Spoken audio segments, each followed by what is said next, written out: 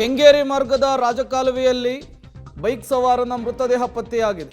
ಡಿವೈಡರ್ಗೆ ಡಿಕ್ಕಿಯಾಗಿ ರಾಜಕಾಲುವೆಗೆ bike ಸವಾರ ಬಿದ್ದಿದ್ದ. 2 ದಿನಗಳ ಬಳಿಕ ಬೈಕ್ ಸವಾರನ ಮೃತದೇಹ ಪತ್ತೆಯಾಗಿರುವಂತಹದ್ದು.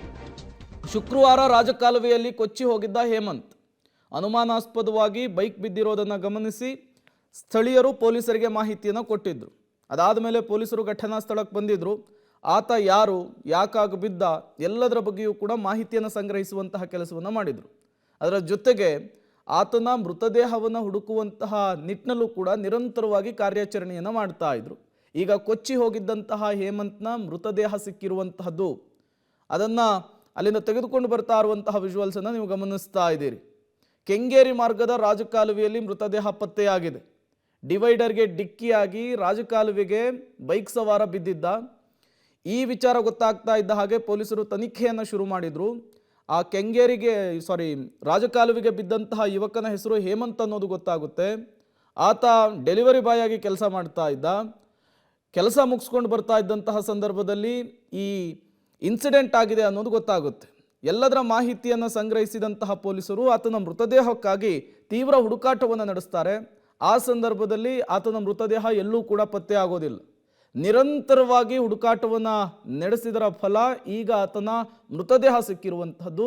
ಅದನ್ನು ಶಿಫ್ಟ್ ಮಾಡ್ತಾ ಇರುವಂತಹ ವಿಜುವಲ್ಸನ್ನು ಕೂಡ ಗಮನಿಸ್ತಾ ಇದ್ದೀರಿ. ರಾಜಕಾಲುವೆಗೆ ತಡೆಗೋಡೆ ನಿರ್ಮಾಣವಾಗದೇ ಇರೋದಕ್ಕೇನೆ ಈ ಅನಾಹುತ ಆಗಿದೆ ಅಂಥೇಳಿ ಸ್ಥಳೀಯರು ಆಕ್ರೋಶವನ್ನು ಹೊರಹಾಕ್ತಾ ಇದ್ದಾರೆ. ಮತ್ತಷ್ಟು ಡೀಟೇಲ್ಸನ್ನು ಕೊಡ್ತಾರೆ ನಮ್ಮ ಪ್ರತಿನಿಧಿ ಉಮೇಶ್, ನೇರ ಸಂಪರ್ಕದಲ್ಲಿ ಜಾಯಿನ್ ಆಗಿದ್ದಾರೆ. ಉಮೇಶ್, ಡಿವೈಡರ್ಗೆ ಡಿಕ್ಕಿಯಾಗಿ ರಾಜಕಾಲುವೆಗೆ ಬಿದ್ದಂತಹ ಯುವಕನ ಮೃತದೇಹವನ್ನು ಹೊರ ತೆಗೆದಿದ್ದಾರೆ, ಅದರ ಬಗ್ಗೆ ಡೀಟೇಲ್ಸ್ ಕೊಡೋದಾದ್ರೆ. ಪ್ರೇಮ್, ಶುಕ್ರವಾರ ರಾತ್ರಿ 10:30 ಸುಮಾರಿಗೆ ಹೇಮಂತ್ ಬೈಕ್ ಸವಾರ ಇದೇ ಜಾಗದ ಬೈಕ್ ಡಿವೈಡರ್ಗೆ ಡಿಕ್ಕಿಯಾಗಿ ಇದೇ ರಾಜಕಾಲುವೆಗೆ ಬಿದ್ದಿದ್ದ. ಅವತ್ತು ರಾತ್ರಿ ಪೊಲೀಸರು ಕೂಡ ಬಂದು ಪರಿಶೀಲನೆ ಮಾಡಿದ್ರು. ಎಲ್ಲೂ ಕೂಡ ಹೇಮಂತ್ ಮೃತದೇಹ ಪತ್ತೆ ಆಗಿರಲಿಲ್ಲ. ನಿನ್ನೆ ಬೆಳಗ್ಗೆಯಿಂದ ಸುಮಾರು ಸಂಜೆ ತನಕ ಕೂಡ ಇಲ್ಲೇ ಸ್ಥಳೀಯ ಪೊಲೀಸರು ಮತ್ತು ಅಗ್ನಿಶಾಮಕ ಸಿಬ್ಬಂದಿ ಇಬ್ಬರು ಕೂಡ ಕಾರ್ಯಾಚರಣೆ ಮಾಡಿದ್ರು. ಕೂಡ ಹೇಮಂತ್ ಬೈಕ್ ಸವಾರ ಡಿವೈಡರ್ ಡಿಕ್ಕಿಯಾಗಿ ಬಿದ್ದಿದ್ದ, ಅವನ ಮೃತದೇಹ ಪತ್ತೆ ಆಗಿರಲಿಲ್ಲ.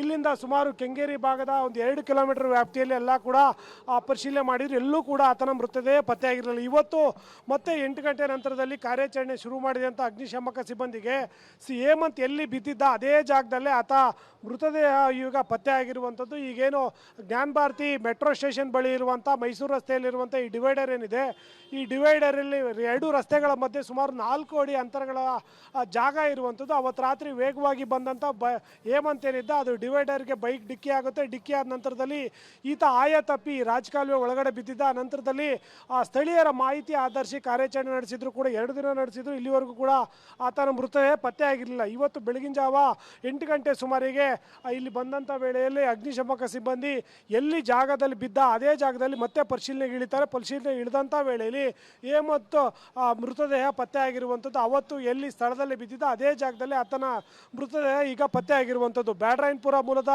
ಹೇಮಂತ್ ಏನಿದ್ದ, ಸ್ವಿಗ್ಗಿ ಡೆಲಿವರಿ ಬಾಯ್ ಆಗಿ ಕೆಲಸ ಮಾಡ್ಕೊಂಡಿದ್ರು. ಅವತ್ತು ಕೆಲಸ ಮುಗಿಸಿ ತನ್ನ ಮನೆಗೆ ಹೋಗ್ಬೇಕಾದ್ರೆ ಆವತ್ತು ಈ ಡಿವೈಡರ್ಗೆ ಡಿಕ್ಕಿಯಾಗಿ ರಾಜಕಾಲುವೆಗೆ ಬಿದ್ದಿದ್ರು. ರಾಜಕಾಲುವೆ ಬಿದ್ದ ನಂತರದಲ್ಲಿ ಪೊಲೀಸರು ಕೂಡ ಎಲ್ಲ ಕಡೆ ಹುಡುಕಾಟ ನಡೆಸಿದ್ರು, ಕೂಡ ಪತ್ತೆ ಆಗಿರಲಿಲ್ಲ. ಈಗ ಆತನ ಮೃತದೇಹ ಪತ್ತೆ ಆಗಿರುವಂಥದ್ದು Hemant. Prem. Okay, thank you Umesh ತಮ್ಮೆಲ್ಲ ಮಾಹಿತಿಗಾಗಿ.